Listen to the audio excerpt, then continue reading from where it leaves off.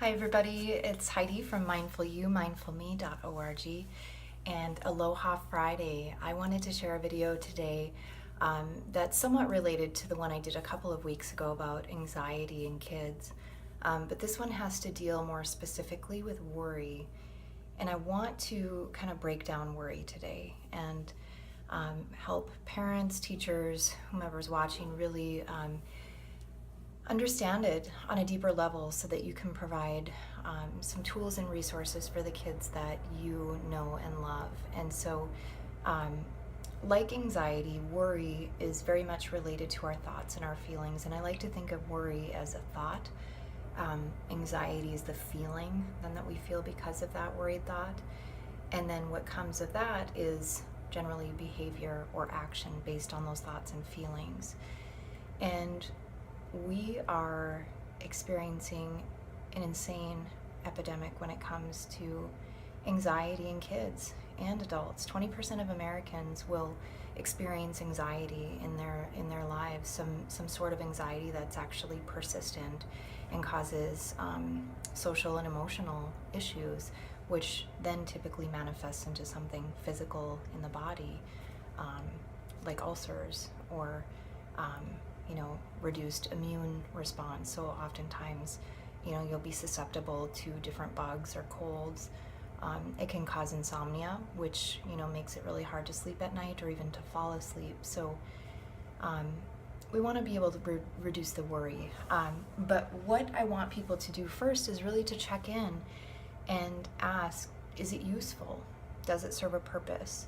And I think of worry as like the check engine light in our bodies. What is it there to tell us? Do we need to slow down? Do we need to maybe do some more planning around an event? What is actually causing that worry to bubble up for us? And it can be incredibly motivating, right? It can lead to an action step. So first checking in, is it useful? If it's not, if it's like the worry that I experience, where it's just all of these what ifs, that's where we need to come back to the present moment. And that's ultimately what mindfulness is trying to teach us, is to bring us back into that present moment and to just observe, what's coming up and understand that, we are not our worries. Just as we wouldn't say, to somebody who broke their arm, you are broken. No, they just have a broken arm. So we are not our worry. That is not who we are. It's definitely just recognizing it as a passing thought, like other thoughts. But we tend to attach to worry. We tend to give it a lot of energy. We give it a lot of credit. And then suddenly we have this story in our minds about, what might go wrong, or a situation or a scenario that, we're uncertain of, or we're not sure of the outcome. That's the nature of life, my friends. We don't have a lot of certainty to begin with. As humans, we love to plan and we love to, have a strategy, and all of those things are great. There's a time and a place, and yes, it serves a purpose. But because we are so hyper-vigilant sometimes, and because, our brains have evolved from always being aware of danger because that's how we had to protect ourselves, back in the day, just recognizing that we are not the worry and that it's a thought. And what I tell kids is that they can think of themselves as like the CEO of their brains, and thinking about the thoughts as projects, and they get to decide which projects they're going to invest time and resources and energy into.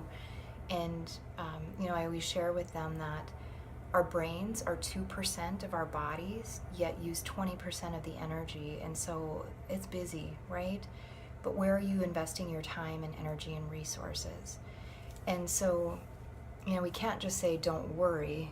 That almost makes it worse. So, of course, validate what they're feeling, but then help them kind of unpackage that worry. And, I hear oftentimes, my own kids too will say, but what if this happens? Or what if, and what if, and what if? And I could probably write a book about the what ifs. There's so many of them in life. But if we start to build a story around that and build a lot of energy and time, pretty soon we're so invested in this worry and these what ifs that you know, what if none of that happens? And that actually happened to me today. I was, going into a meeting and I thought, well, what if they ask me all these questions? And what if I don't really have an answer? And what if, and what if? And then I took a step back, took my own advice, and realized, what if this goes swimmingly well? What if, it turns out better than I had anticipated? What if it's better than expected? And then just approaching it with a neutral mindset, which is like the hardest part, I think, but it's possible. And what mindfulness is teaching us about worry is to come back to that present moment. Worry is investing in the future. It's putting our thoughts, it's putting our resources, everything in the future. And really, we're being asked to be right here, right now, because this is the only moment that we have control over. So the what ifs are neutral. The what ifs could go either way. It can be a positive or a negative. And as the CEO of your brain and your thoughts, you get to determine where you spend the time and energy. If it's a younger child, I would use, the dragon analogy that, you have the worry dragon and, the everything's going to be okay dragon, and that the kids can choose which dragon they feed. So it really depends on the age of your child and, which example you want to use. But anything that can bring us back to the present moment is going to help alleviate some of that worry. So for older kids, maybe that's writing a list of all the what ifs that could happen, both positive and negative, and really just naming it, right? Getting it out on paper.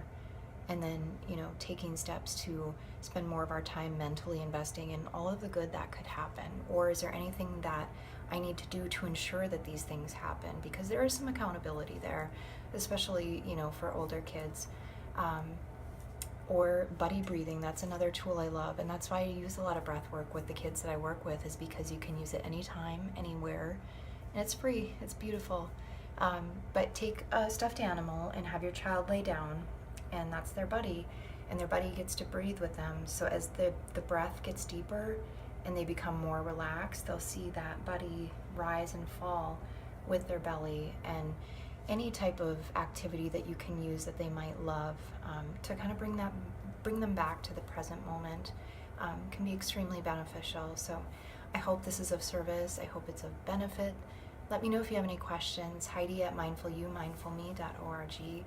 And I'm also booking more one-on-one sessions for the summer. I'm kind of getting my summer plans finalized. So if you have any questions about those, what they might look like, please let me know. I'd be happy to visit with you. So with that, have a beautiful weekend and take care. Thank you.